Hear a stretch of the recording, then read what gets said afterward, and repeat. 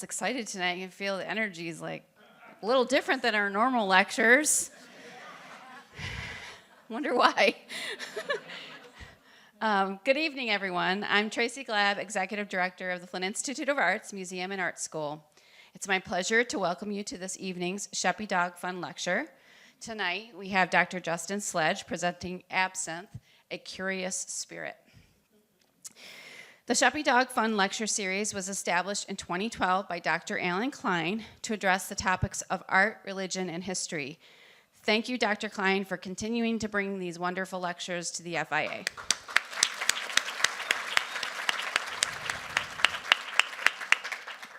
And for those of you who purchased tickets tonight to the Absinthe tasting, and I'm sorry for those those of you who are disappointed that you couldn't get tickets, but it really was a capacity issue.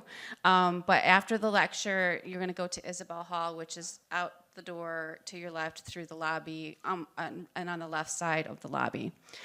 And I hope those of you who have tickets have a lot of fun and be safe, because I know we're going to hear some wild things, right? The next Sheppy Dog Fun Lecture will be on Tuesday, December 10th. Another great lecture coming. Dr. Lawrence Nichols will present on Caravaggio in Rome and America. Before I introduce our guest, I would like to thank the Charles Stewart Mott Foundation for their continued support, which is so deeply appreciated and vital to the FIA. I would also like to thank the citizens of Genesee County for demonstrating their support of the FIA by means of the Genesee County Arts Education and Cultural Enrichment Millage, which allows free entry to the FIA for Genesee County citizens 7 days a week.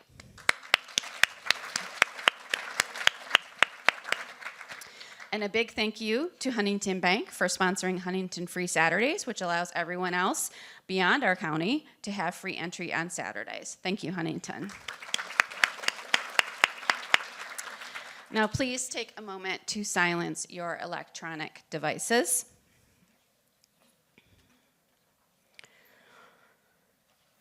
Dr. Justin Sledge was born in Jackson, Mississippi.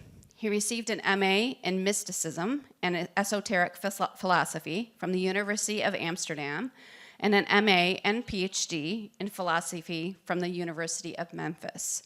He has written on the intersection of metaphysics and politics, often focusing on non-canon figures in the Western intellectual tradition. Dr. Sledge currently teaches philosophy and religious studies throughout the Metro Detroit area.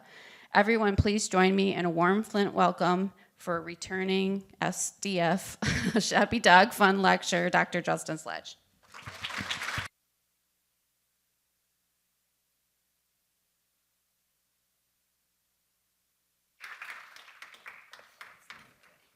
Thank you, Tracy.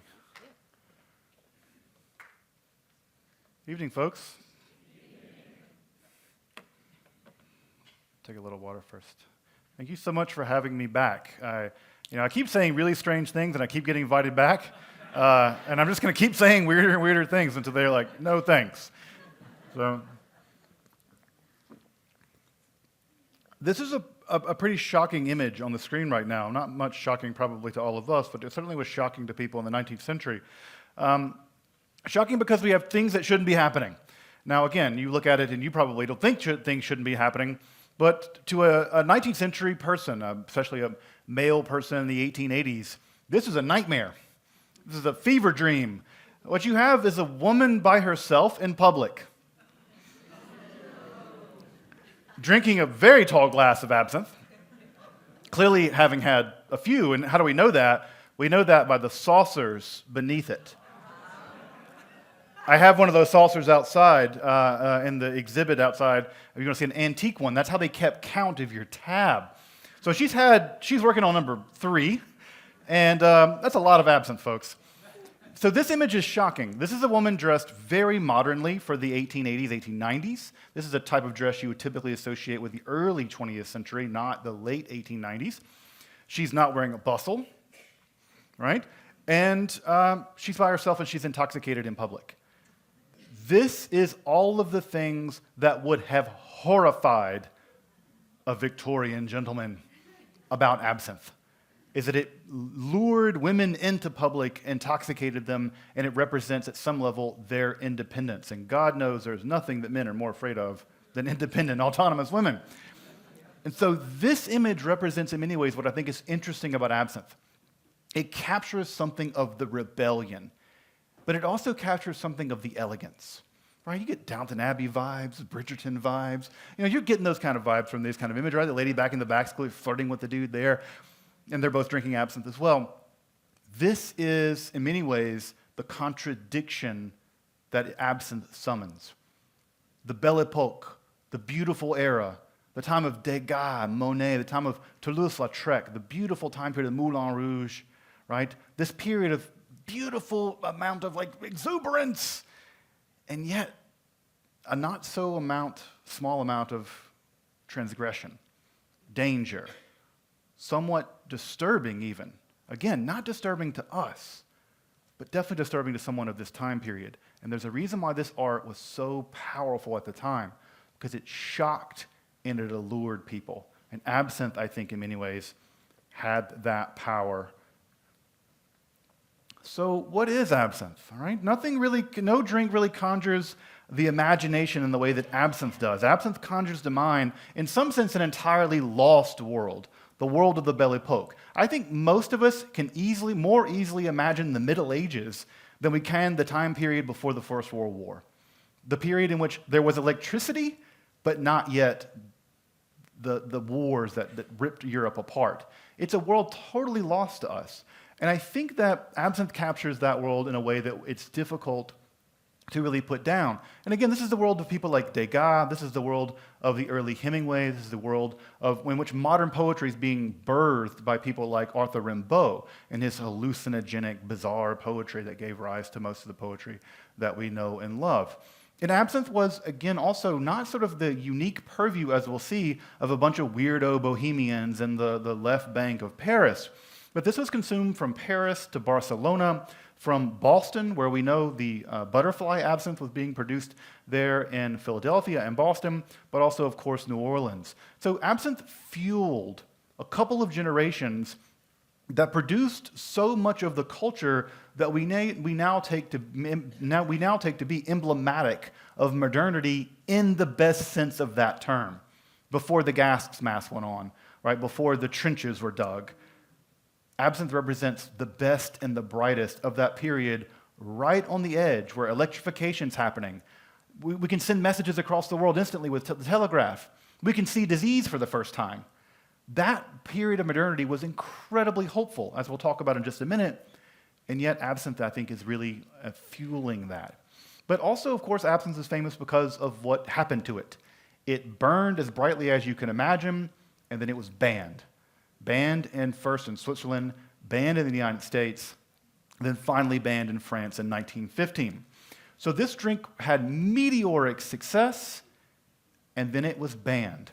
And then the legends began. The legends that it calls madness, the legends that it calls hallucinations, the legends that it calls red-headed Dutchmen to depart with their ears. All kinds of legends like this arose about absinthe, mostly because of a panic around the consumption of this beverage. And as I think most of us know, moral panics, not a good idea. And absinthe, in many ways, as we'll see, was a victim of one of these moral panics. And the 21st century has seen absinthe be re-legalized. I worked on the team of people that got absinthe re-legalized in the European Union. Thank you. And in the United States. And we did it using science. Surprise. And we'll talk about more about how we got it re-legalized and how we managed to trick the French government. Because that's a hobby. Tricking the French government. And then they fined us a bunch of money. That was not so fun. So let's talk about what absinthe is. So the word absinthe actually comes to us to Latin via the Greek, like all the fancy words in English. It comes from Absinthium, which is the name for the wormwood plant here and one of the most famous herbals produced in the early modern period. So the absinthe plant is notorious all the way back to the days of the Bible. If you know your New Testament, the book of Revelation, there's a star named wormwood that falls into the waters and makes all the waters absinthion, undrinkable. And so it's famous for its being very, very, very bitter. And the ancients took the bitterness to be the fact that if something tastes so terrible, it must be good for you. Completely reasonable way of parsing the world. If it tastes that bad, it must be good for you somehow. And so we know of wormwood being used in infusions all the way back from the time period of the Romans for medicinal reasons. Lucretius mentions infusing absinthe into wine and then adding a bunch of honey to it to cover over the very bitter flavor. Absinthe as a plant, Artemisia absinthium, is the second most bitter naturally occurring plant in the world after sage. And so it is incredibly bitter, but you could use it, for instance, to treat stomach ailments. And this was known all the way back to people like Lucretius, where we have that. So we have uses of absinthe all the way back to the Roman period, and then all the way into the medieval period with the alchemists making concoctions using wormwood, and then, of course, into the modern period. But, of course, absinthe as a drink is not just wormwood. Wormwood is the most famous, infamous of the ingredients of absinthe. But absinthe must contain two other ingredients to be absinthe, true absinthe. It must contain Artemisia absinthium, grand absinthe, but it must also contain sweet fennel and green anise. And we know that anise and fennel have been used for centuries as the principal ingredient in distilled beverages all along the Mediterranean. So if you imagine your Mediterranean drinking party, you begin in Italy, you're going to be drinking sambuca, right? You go a little bit over to Greece and you're drinking ouzo, right? Go over to Turkey, raki, yes. And you get down to Lebanon, Palestine, Israel, arak, right? And you get over into Egypt, and they're drinking something similar, although they're made primarily with cane sugar. So every single country ringing around the Mediterranean has been making some distilled beverage using anise for as far back as we can tell. As far as we can tell, in fact, the distillation of alcohol in anise is the first distilled beverage in the world, period. And so you leave it up to the French, right? The French are going to combine the medicinal values of wormwood with the flavoring effects of anise and fennel. They're going to combine those together, and they're going to distill that, which in the absinthe world we refer to as the Holy Trinity, because we have to be completely blasphemous when we're talking about absinthe. So absinthe is wormwood, fennel, and anise at a minimum. You can add more, but you can't take away those three. Right? It's like three legs of a stool. You take away one, you got something else. But those are the three. Now, of course, right, absinthe is famously green. Now, to get that green color, we could add things like dyes. We could add all kinds of things to it. But that's not natural, and that's not how it was done historically. What they did was, to further enrich the flavor of absinthe, you take traditional European botanicals, melissa, right, lemon balm, and another species of wormwood, Artemisia pontica. You're getting two species of wormwood in every glass of absinthe. And Artemisia pontica, sometimes referred to as Roman wormwood, are made into a kind of tea bag. You take the distillate, you soak that tea bag into the distillate, and that turns absinthe green. There was also red absinthe back in the day.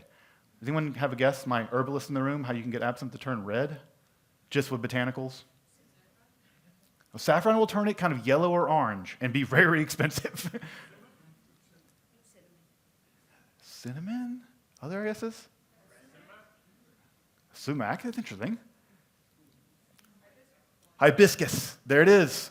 Hibiscus, that's the answer. Yes, you can use hibiscus to turn Artemisia pontica and hibiscus to turn absinthe red. And there are still traditionally red-made absinthe to this day. And the hibiscus does have an interesting effect with the flavoring agent.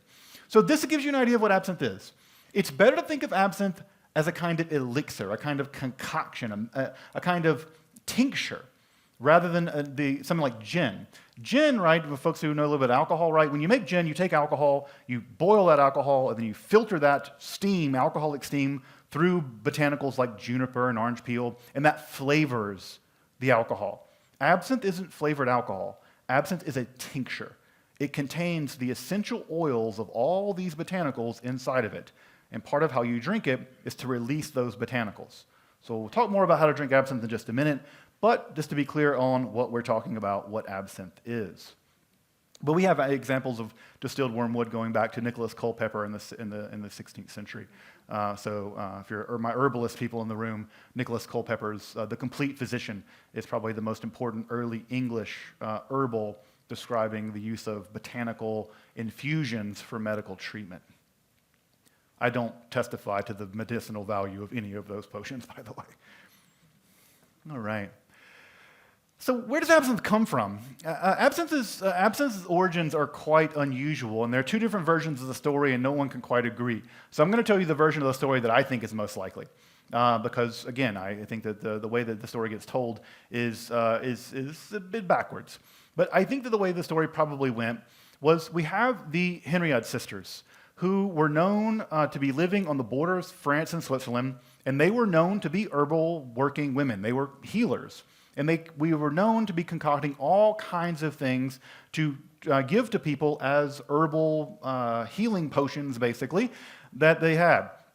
But come through a doctor named Pierre Ordinaire, and Pierre Ordinaire was suffering from stomach ailments, parasites, specifically of the gut.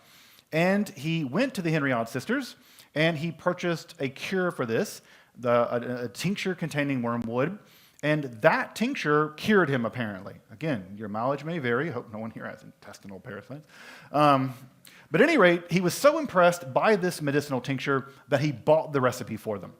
And when he bought the recipe from them, this was eventually transferred to another fella named Major Dubied. And Major Dubied realized this stuff is delicious, and he decided, hey, it's better than medicine. Let's just make it to drink for fun. And so he established a distillery in 1797 in Cuvée and began to produce absinthe commercially for the first time, so far as we can tell. His son-in-law would go on to break off from Dubied to make his own firm, Pernod Fils, and Pernod Fils, as you probably know, still exists to this day. Pernod Ricard is still one of the major liquor manufacturers in the world. To get an idea of what these look like, let me make sure if I hit this button. Nope, that's not the button I want to hit. Where is the laser? Ooh, even a green laser. Yes. So this is a bottle of Dubied found in a cellar with a few others. This is the oldest surviving bottle of absinthe produced sometime around 1799. So it is there are two bottles that are known now. One of them is in a private collection of a friend of mine, actually, and the other is in the Absinthe Museum in France. So bottled in about 1797. This is a bottle of Pernod Fils, the most important absinthe brand of the Belle Époque. All absinthe was measured against Pernod Fils, and this is a bottle from my own collection that I did not bring this bottle. The corks are quite temperamental, so I didn't want to expose it to too much jostling around, but this was bottled sometime about 1880. So vintage bottles do survive, pre-ban bottles do survive, and that's going to be part of the story of how we got absinthe re-legalized, is by tinkering around with these old bottles. But so how did absinthe become so popular? Well, France decided to do the thing to do at the time in the early 19th century, which was colonize a country. And so France decided to colonize Algeria. And Algeria, as you probably know, there's a lot of swamps there, there's a lot of malaria. Gin and tonics became very popular in Algeria because the quinine in tonic would help with malaria, but also they became infected with things like stomach problems, and absinthe was the cure they brought along with them. And if you can get something popular with the military, you've done it. Because the military will bring that taste back, and they diffuse through the country. And sure enough, absinthe became incredibly popular with the military occupying and colonizing Algeria. They brought that flavor back from Algeria, and absinthe became ubiquitous in France through the 1880s. By 1860, there was so much absinthe being consumed in France that the period between 5 and 6 was simply referred to as the green hour, because everyone retired to the cafe to get blitzed on absinthe before getting some dinner. Absinthe famously is an aperitif. You drink it before you eat, which is, of course, a brilliant thing to do when you haven't eaten yet and you're drinking 50% alcohol. Your night gets better instantly. Everything is rose-colored, green-colored, tinted. Just drink absinthe on an empty stomach and you're good to go, but don't drive.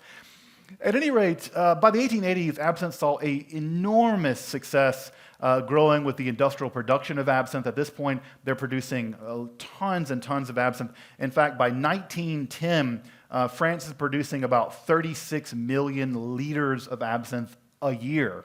This is for a population of 40 million. You want to do some math? Tipsy was what I would refer to. I wouldn't say they were a nation of drunkards, but they were definitely on a bender. A lot of absinthe was being produced, and not just drank in France, but also being exported.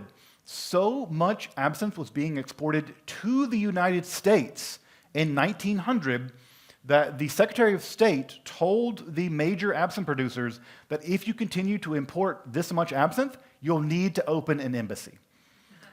That's how much absinthe was being imported into this country. And we still find bottles all over the country in places like outhouses and in old liquor cabinets and things like that. So you're talking about tens of millions of liters of this stuff going on. Now again, do some math. 36 million liters being produced in a country of 40 million. I just told you that one of the legends about absinthe is it causes madness. It causes you to become crazy. It causes hallucinations. It causes seizures and convulsions. If you did the math, this should be a nation of crazy people. They should all be Van Goghing themselves with their ears and all this. The truth of the matter is, and this is part of the argument we're going to make to get absinthe re-legalized, the legends don't make sense if you can do math. Math is a very important part of interrupting nonsense. When you do some basic math, the numbers don't add up. And this is part of the argument, as I mentioned, that we made to the French government, who promptly told us no and then fined us. Because governments listen to science, right? Yeah, we're good at that. A lot of absinthe is being drank, right? But again, this fueled the content creation of this time period, the cultural production of so much art, the art of Degas, Manet, all of them were painting absinthe. And there's absinthe songs being written. One of the earliest records printed, not records, right? Edison Cylinders is actually a song about absinthe. It's an enormous amount of cultural creation around this. Of course, Van Gogh painted absinthe on several occasions. This is one of his more famous paintings of absinthe that he did. He drank a good bit of absinthe. Of course, absinthe is not responsible for him cutting off part of his ear. Van Gogh suffered from severe mental health issues. In addition to alcoholism, absinthe was the least of his concerns, unfortunately. But absinthe got banned. That is sort of what most people know. There used to be absinthe, and then it got banned. The question is, why did it get banned? Why did it get banned? And the answer to why it got banned is actually really interesting, and an interesting lesson in politics of alcohol. The politics of alcohol, moral panics in the politics of alcohol. Now, as you may know, one of the things that happened beginning in the 1840s is a little bitty bug. Bugs have the ability to shape world history in ways that we can't admit to ourselves because we're arrogant human beings. We're the arrogant apes. But a tiny little bug named phylloxera made its way into France. And when a phylloxera landed in France, phylloxera is just a little bug, and what it likes to nibble on is the rootstock of grapes. And it nibbled, and it nibbled, and it nibbled. And as it nibbled, 40% of the wine crop in France failed. Now, you can't say the word French without saying the word wine legally when you get fined. Then people drink the wine, they drink the cognac, they drink the armagnac, they drink the brandy. It is a part of French culture that is completely unimaginably, you can't take it away. And yet, just as absinthe is becoming popular, what fails? The wine. And do you think people just quit drinking? No, they just started drinking something else. So I was drinking a bunch of absinthe. And so as they begin to drink more and more absinthe, the French vintners freak out because they simply can't move the alcohol to market. They don't have it. And they begin experimenting, crazily experimenting. One of the greatest research projects in the history of modern botanicals was the attempt to get in front of the phylloxera blight. Does anyone know the solution? Yeah, it's fun. This is a great way to make French people so angry. That's one of the things they did. But the French wine crop recovered. Something English, yes. Worse. something American, something Texan. Yes, Texan grape stock is resistant to phylloxera. So what did they do? They took grape stock from Texas. History, you couldn't make this stuff up. They grafted grape stock onto Texas rootstock and were ultimately able to recover from the phylloxera plague. All French grapes that you love and enjoy, all those Bordeaux, all those Burgundian wines that they talk a big game about, they're Texan wines. Don't tell them that because they'll fight you. They recovered. Eventually, they were able to recover. By the way, does anyone know if you want to taste what wine tasted like before phylloxera, and you don't have like $50,000 to spend on a really old bottle of brandy, but does anyone know what the one grape is that did survive phylloxera? Say again? So that's one. The other, the big one, I bet all of you had it. They used to not even vintage it. It used to be just a blending grape until about 10 years ago. Argentina, Chile, Malbecs. Malbec used to be a blending grape, but it is the only grape naturally resistant to phylloxera. And if you get a Malbec and you want to know what wine tasted like before, grab you a Malbec. I bet you've even had Malbec. I bet you get like... so Malbec is the closest thing if you want to get that currant flavor, that really dense currant flavor. That's more typical of wine pre-phylloxera. Now, you can get brandies and champagnes that are pre-phylloxera. They just cost you because those grapes are literally extinct. They are never coming back. I mean, well, I shouldn't say never. We can clone stuff now, but they're not coming back cheap. So at any rate, what happened is that the vintners realized that in order to recover their market share, they had to make an unholy alliance. And there's no one more evil than prohibitionists. Because prohibitionists fundamentally believe that human beings are incapable of managing our vices. And Winston Churchill said he didn't trust a man who didn't have any vices. And I agree with Winston Churchill, at least about that. The ability to manage one's vices is the measure of one's virtue. And the prohibitionist says we can't. And therefore, I think the prohibitionist has the lowest estimation of human beings imaginable. So they teamed up. The vintners teamed up with the prohibitionists, the Blue Cross, and they said, you know what? Absinthe is the problem. Absinthe is the reason why we have all this crime. Absinthe is the reason why all this bad stuff is happening. Absinthe is the reason why people drink too much. Absinthe is the problem. French is for wine, and absinthe is something foreign. In fact, this is the middle of the Dreyfus affair. And guess what? They attached absinthe to one of the largest absinthe producers in France at the time, married to Pernod Ricard, was Jewish. And so, what did absinthe become? Absinthe is foreign, it is Jewish. In fact, they even made, an absinthe manufacturer even switched their name to Absinthe Anti-Jew, Absinthe Anti-Juif, to be like, no, we hate the Jews too. So, we've never found a bottle. We found labels of Absinthe Anti-Jew. I really want to get one, just to hold it, I feel like. But at any rate, this all is precipitated like many moral panics with a murder, right? With a murder. Jean Lefray was a French farmer. He began his day like many people did in France at this time, or Switzerland at this time. He began his Sunday morning by drinking copiously at the local cafe. I think he put himself through the better part of a bottle of brandy and a couple bottles of wine. And then he had 2 glasses of absinthe. 2. And he proceeded to go home and murder his family, as one does. And so, they ignored the brandy, and they ignored the wine, but the 2 absinthe glasses, that's what caused him to kill his family.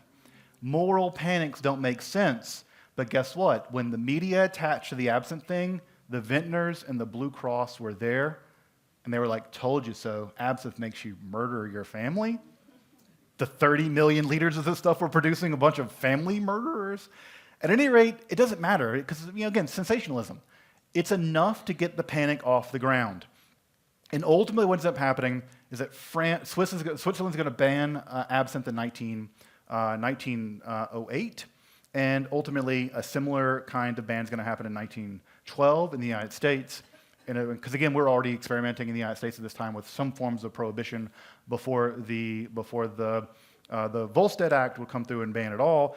But eventually, absinthe is associated with absentism, which is a unique malady that causes you to become a family murdering, delusional person. Again, moral panics, whether it's the satanic panic or the witch hunts or the trans panics that are happening now, moral panics always lead to nonsense, ultimately driven with violence and irrational social behavior, and absinthe was banned basically in the result of this. Now, the French Cross would love to show you how absinthe causes hallucinations and convulsions. They would do this by taking a gerbil, wheeling out a gerbil, putting it into a tank, injecting it with absinthe, and then it would promptly have a convulsion and die. Now, yes, I mean, again, also, this is the time period, folks, where people like Edison are electrocuting elephants to show how dangerous DC current, or I think it's AC current, whatever Westinghouse wanted, they're electrocuting elephants. You can watch videos, which you shouldn't. People used to do things like this, horrible. Again, treating animals. But again, if you imagine the amount of absinthe is somewhere in the neighborhood of 68 to 72% alcohol. Imagine that relative to the size of a human. It's like me pumping an entire gallon of it into you. Yes, you're going to have hallucinations and die. You're dying from alcohol poisoning. You're not dying from absinthe being a killer. I will say that one other element that did go into absinthe production is this is a time period of Upton Sinclair's The Jungle. I'm sure many of us have read The Jungle, right? When how they make the sausage is Carl, because he just fell in there. There's no regulations of how things get made. And absinthe was also hugely popular, and many unscrupulous manufacturers of absinthe did produce absinthe in unscrupulous ways. For instance, to achieve the green color, they might add copper sulfate, which does give liquor a green color. And to get it to louche, to get it to turn white, as we'll talk about in a minute, they might add something like antimony sulfide. And so you can imagine drinking high alcohol with copper sulfate and antimony sulfide in it is not going to exactly make you healthy because there are no regulations. And so part of what would be ushered in during this period is actual regulations.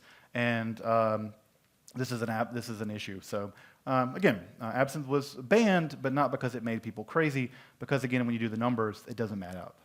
What doesn't add up? But what does add up, it was the victim of a moral panic. You can think of the gin craze that happened a century before this. So something like that. So as I mentioned, absinthe got banned in the United States in 1912, of course in New Orleans, because New Orleans doesn't follow any rules whatsoever. They continue to drink absinthe as what we call scofflaws. So absinthe continued to be poured in New Orleans all the way through the 1920s, basically. It would be banned in France in 1915. And we have to understand that after that, we have the World Wars. And the World Wars, World War I and World War II, so dramatically traumatized America and Europe that there was an inability to really even remember that there was a time before. And I bet even in many of our consciousnesses, we can imagine like Napoleon and then World War I. The middle part in between is almost erased for most of us.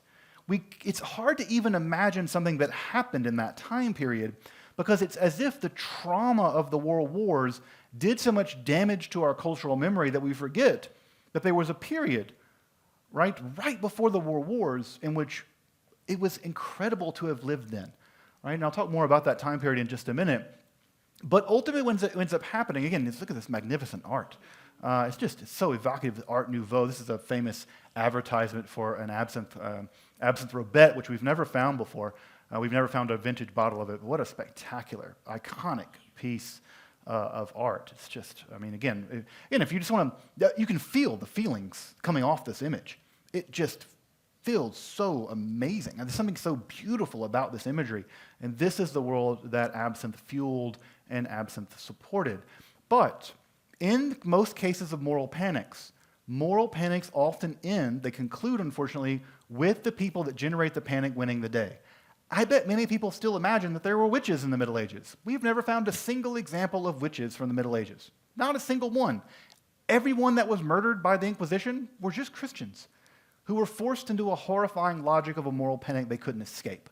And so much of what happened is the idea is the people who do engage in the panicking, they win the day. So what won the day with absinthe? The panic. The idea that it causes madness. The idea that it causes convulsions, that it's poisonous. And so when they got the legislation passed, That is how people remembered absinthe. And to this day, if you go to France and say, do you want a glass of absinthe? Most people will be like, no. Like, it's like trying to give someone antifreeze to drink. They're like, yeah, I'll pass. That stuff is bad. It's that the panic has ultimately won the day, and that would ultimately drive the fact that absinthe is remembered primarily in this way. And so people begin to speculate about what caused all of these hallucinations and things, which is, again, is an incorrect assumption. To assume that it caused hallucinations and then go look for it isn't exactly science, but people tried. They attributed these hallucinations to a compound called thujone, which does naturally occur in wormwood and does cause seizures, but as we'll see in just a minute, absinthe contains virtually no thujone. The 1990s would see a pretty big explosion in absinthe in places in which it was not banned, specifically Spain and in the Czech Republic. And what ends up ultimately happening is that weirdos like myself were trolling the internet in the late 90s, and we were hanging out on internet forums. Does anyone remember internet forums? They were a thing. Internet forums. I was on an absinthe internet forum with a colleague or a friend of mine in New Orleans. I was living in where I grew up in Jackson, Mississippi, and I was fascinated by absinthe. And we reached out to a friend of mine, a dude named Ted Bro, really responsible for the absinthe resurrection that's occurred. And Ted, turns out, was an analytical chemist who had access to a lab to test wastewater. And I was like, Ted, you live in New Orleans, you have all this equipment, if only we had some absinthe. And I swear, 3 days later after I sent him that email, he's like, would you believe that I just bought a bottle of vintage absinthe, sealed, discovered in an attic? I drove down that day. He punched the clock, and we were up until 3 in the morning. We went to again, this must have been, the Walgreens people must have been horrified. I went to Walgreens to get syringes so we could actually get inside of one of these bottles, right, without opening it. So you can imagine a bunch of really excited dudes be like, we need some syringes. They're like, you need help? So we got the syringes. We were able to get the syringes in through the cork, right, and we're able to extract some of the vintage absinthe, steal from a sealed bottle, like the one out there you can see that I brought in tonight. And we subjected absinthe to the first scientific testing in history. And I remember the gas chromatograph, and I remember the mass spectrometer working, and I remember us breaking out the Merck manuals. And the Merck manuals have the peaks for all these different compounds. And we could see anise, we could see phenyl, we could see wormwood, we could see other things. And then we realized we could see the grape alcohol they were using. We could see all kinds of things in there. But you know what we didn't find? Anything deleterious. No poisons, no copper sulfate. Nothing in that bottle chemically told us that this could cause us to go crazy, have seizures. There's nothing in there like that. But did you taste it? Yes. Yes, after we tested, because you only need a little drop to test on the gas chromatograph. But at any rate, yes, we'll come back to that in a minute. I looked at Ted at 3 in the morning and I said, let's make it. So we pass out in the lab, as one does. Get up the next morning, Saturday morning, and what do? We begin calling around to New Orleans to every herbal shop we can to get anise and phenyl and wormwood and coriander. And there in that lab, we sat down that Saturday evening, we ground it all up, put it into a vacuum still, and we distilled it. And for the first time, absinthe dripped out according to the actual chemical protocols that we had just discovered the night before. And then we drank that. We forensically recreated the absinthe that was in that bottle. We reverse engineered it. We realized we could get this re-legalized. And sure enough, we submitted it to the French government, and the French government told us, no, absinthe is poison. And they're like, why? Because it's illegal. But but why is it illegal? Because it's poison. So we tricked them. They kept telling us we couldn't do it, so what do? We took samples and called it anisette. Anisette's totally legal. And we knew that with the European Union, what's good for Spain is good for France, good for the goose, good for the gander laws. We sent them a sample of anisette, they chemically tested it, and they said, this is fine. And we said, yeah, it's absinthe. And then they fined us for illegally violating the 1915 anti-absinthe laws. and they adjusted the fine for inflation. 4,200 euros, plus the lawyers we had to hire. Eventually, on legal grounds, on analytical grounds, on technical grounds, I remember standing before a French government in the Palais de Justice arguing, here is the data, here's the chemical analysis. And him, French translator there working for me, and they said, okay, fine, you want to make weird liquor? Get in line, go drink chartreuse or something. So we were able, in March 5th of 2005, to get absinthe re-legalized in the United States for the first time in almost 95 years. Ted still makes fantastic absinthe. In my opinion, Ted Bro's Absinthe, the line of absinthe called the Jade Absinthe, are, in my opinion, the best absinthe in the world. They are incredible. Ted's a great guy, and I recommend if you really want to try to world-class absinthe, to get a bottle of the Jade Absinthe if you can. They are fantastic. So how do you drink absinthe? Let's get down to the important things. We're about to go, do the deed. How do you drink absinthe? As I mentioned, absinthe is a bit more like a botanical elixir. I sometimes refer to absinthe as the last refuge of the alchemist. Because when you're making absinthe, you're not just flavoring alcohol. What you're doing is you're actually soaking herbs in alcohol, and then you're extracting the essences of those herbs, and then suspending them in that alcohol. And so it's much more like creating a potion in many ways than it is creating a flavored spirit or something like that. And so the way that absinthe is made means that the alcohol has to be well over 65%. Because in order to maintain all those essential oils in suspension, the alcohol has to be very, very high. And so you don't drink absinthe straight, unless you're Toulouse-Lautrec. He did that. Don't do that. In fact, he would famously drink absinthe 1-to-1 with brandy. He would call it tremblement de terre, earthquake. I don't recommend it. A friend of mine did drink it one time, and he said he remembered drinking one and then waking up, and like the entire night had passed. So don't do that. At any rate, all of these essences are bound up inside of the absinthe. And so what do? We add cold water to the absinthe. And as we add cold water, that causes all those beautiful essential oils, all those beautiful aromatics, all those beautiful flavors to come out of suspension. And it's sort of like, imagine you take an alpine field, you compress it into a single point of flavor and aroma, and then you infuse it into alcohol, you capture it into alcohol, and when you pour the water in, it lets it out. So absinthe is prepared by adding water very slowly, which causes those essential oils to precipitate out, making the green, clear, beautiful absinthe become a milky green color. In fact, it's referred to often as le lait de Jura, the milk of the Jura, because it has this sort of milky color. If you've drank ouzo or arak, you're familiar with that exact process. But again, something like arak is just anise. Absinthe is much more complicated. But typically, it's about a 1-to-3 to 1-to-5 ratio. Now, the French, as you can imagine, are sweet tooths. I'm sure many of us who've been to Paris know that you can't go 10 feet without finding something covered in sugar in Paris. They cover everything in sugar, and they covered absinthe in sugar too. Many people think they did that because absinthe was especially bitter. It's not. It's actually quite sweet. But absinthe, French loved absinthe with sugar, and so all kinds of rituals using sugar cubes were developed primarily with slotted spoons.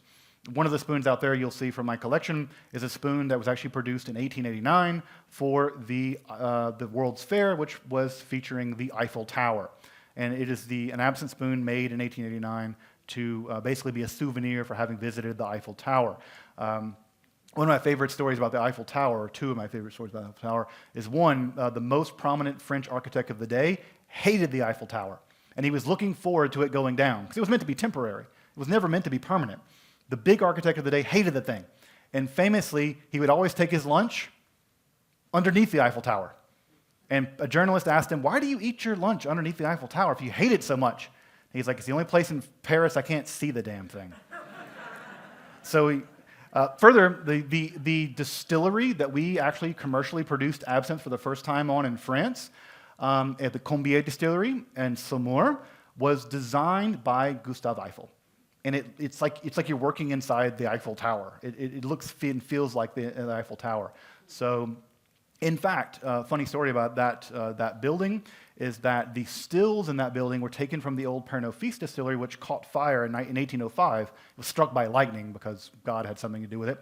And it caught fire, and what's interesting is absinthe played an important role in the history of science. Absinthe was stored in big vats underneath the distillery, and a worker realized that if it caught fire, basically it's a giant bomb. It's 72% alcohol. It was going to go up. So he pulled the emergency lever, which dumped all the absinthe into the Cuvée River. A local scientist, I know it's tragic, a local scientist heard about this, and the Cuvée River, as you may know, downstream goes underground beneath a couple of mountains. And then there's a big question about where does it go from there? And no one really knew. The scientist realized, went to the other side of the mountain, and waited for the water to come through, and sure enough, a bunch of dead fish came through, and cloudy, alpine-smelling absinthe through one side. He figured out the mystery. So again, science works in funny ways, like the Lord. So another thing I should say, right, is that we should not burn absinthe. This is somehow a ritual you see sometimes in Prague where people set absinthe on fire. Don't do that. That is dangerous. That is basically lighting a Molotov cocktail in your house. And not a wise idea. And there's lots of ways of drinking absinthe. You can drink it traditionally with water. You can drink it with a frappé, very popular in New Orleans. You can also drink it in the form of the first cocktail ever produced, which of course is the Sazerac. The Sazerac is the first cocktail. All cocktails are simply commentary to the Sazerac. And the Sazerac cocktail, first developed in New Orleans, is famously made with an absinthe spritz. A really great way of drinking absinthe as well is the Corpse Reviver number 2.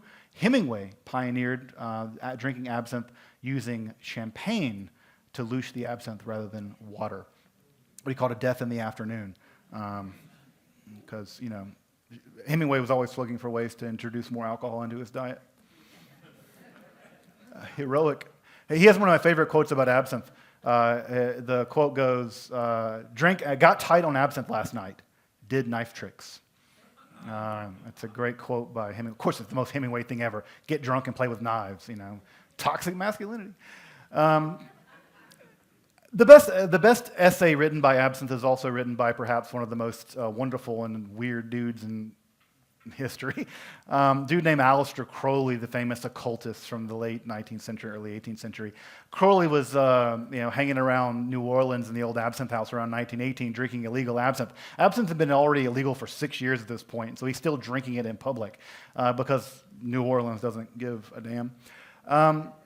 He wrote an essay while he was sitting there drinking absinthe in the old Absinthe House, which is still there, by the way. You maybe have been there. It's at the corner of Bourbon and Bienville. It's one of the oldest continuously used bars. In fact, Jean Lafitte, the pirate, helped negotiate the Battle of New Orleans there. So it is a really famous and well worth visiting. But Crowley was drinking some absinthe in the old Absinthe House, waiting on a lady friend of his. And he began to write an essay called The Green Goddess, which is, in my opinion, the best piece of literature ever composed about absinthe, and he begins to meditate on what makes absinthe a separate cult. The effects of its abuse are totally distinct from those of other stimulants. Alcohol is not a stimulant. Even in ruin and degradation, it remains a thing apart. Its victims wear a ghastly allure, all their own, and in their peculiar hell yet gloat with a sinister perversion of pride that they are not as other men. Of course, he's talking about himself. Aleister Crowley was good for nothing else than promoting himself.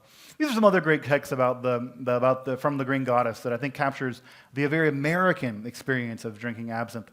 That he imagines it a bit like Noah's Ark. That the old Absinthe House is where you go if you really want to become a real poet and a real artist. And of course, the way that you do that is, you get real drunk every day. It's fantastic that Crowley describes the absinthe fountains, these beautiful marble fountains that poured water into absinthe, that still pour water into absinthe at the old Absinthe House. Me and Ted Bro actually went in and refurbished those absinthe fountains so they could work again once we got absinthe re-legalized. And we found that inside of them, the filtration system that they used was asbestos. Yeah, so we cracked them open, and I recognized asbestos as the filter, and I was like, well, this probably didn't help absinthe's reputation. So we got rid of the asbestos filters and reintroduced new filters, but they are currently now working in New Orleans, and you can have a glass of absinthe poured on the exact same absinthe fountains that was used by Aleister Crowley. And he says, look, if you're not born an artist, if you're not born a poet, which I'm not a poet or an artist, but if you want to become one, if you want to hack it, fake it till you make it, he said, this is the best way to get it, or something like it.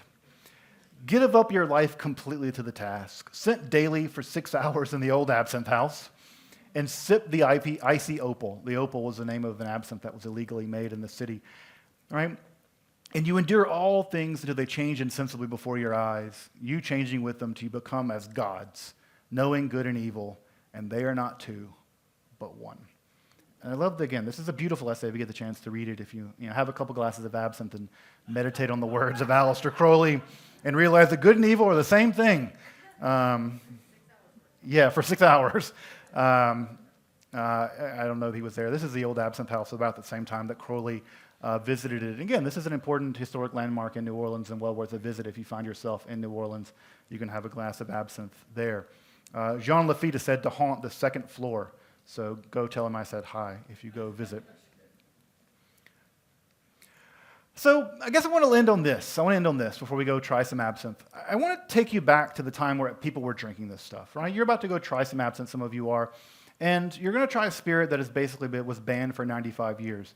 And I want to rewind us to when absinthe, let's go back to 1905. And I want to put you in 1905 because I think that in 1905, people had something that most of us don't have access to now. In 1905, I want you to imagine that electricity was coming. You could go into a bar that was electrified in 1905. You could have light at night. You could go see where diseases were being tamed. Pasteur had found the first microbes. Diseases were being identified and they were being destroyed. People legitimately thought at this time period that we were going to defeat disease in a lifetime. Because again, think about this. People were curing the plague. Penicillin. Imagine a moment in history where people were saying, I think we can kill the plague and tuberculosis. We can stop disease itself. Rapid communication was possible for the first time. The telegraph. You could contact your family halfway across the world basically instantly for the first time in human history. The speed of light, basically, you could transfer information. A real breakthrough, magical almost. By 1905, the atom was proven. Einstein was on the scene. We were understanding the fundamental building blocks of matter. These are the days where quantum mechanics was going to be unlocked, right? 1905, the atom was secured. We knew it was there experimentally. We'd achieved flight. Kitty Hawk, we could fly for the first time in 1905. Imagine, we could fly for the first time. The world's connected in a way. The train systems were connecting the world in a way that had never been connected. Steamliners were connecting the world in a way the world had never been connected. Public education, co-educational public education was flourishing. Most of the population was literate for the first time in human history. I want to put you back in 1905 and think about all this art. Think about going to the salons where you could see all of this kind of art, hear all the kind of music. You could hear for the first time your favorite piece of music anytime you wanted if you had the right device. We take for granted that now you can plug on Spotify and you can hear your favorite piece of music over and over and over. In 1905, 1830, 1850, you might hear your favorite symphony 3 times in your life. In 1905, with the Edison wax cylinder, you could hear it on demand over and over and over again. You had beauty and command. I want to take you back to 1905 because I think this time period was a time period in which people legitimately, again, imagine the time before the trenches, before the gas, before the camps, before the nightmare that was the 20th century. People could hope. They could hope. At their fingertips was a technological revolution, an artistic revolution, a musical revolution in which human beings, think about the social progress made during this time period. This time period, suffragettes. Universal health care was coming online. There was a possibility of real social progress. There was good reason for people in France, people in Germany, people in America to believe, honest to goodness, we were knocking on the door of utopian society. That's the reason why socialism was such a big deal at this time period. And I want to impress upon you that that period of profound hope, profound beauty, was fueled by that drink. So when you go taste some tonight, or when you get some, try some at some other time period, I want you to put yourself back into a time period with her, staring out into a future that looked hopeful. Because many of us suffer from the epidemic of loneliness, the epidemic of atomization, the epidemic of disconnection, despite the fact that we're like sitting around phones around us, connecting us to everybody. In the cafes that flourished during the Belle Époque, I think people could have hope. And I think that when we try a little bit of absinthe, again, it's not going to cause hallucinations. Sorry. Hate to break it to you. But I think that it can inspire what I think we could all use a bit of these days, and that is hope. Thank y'all.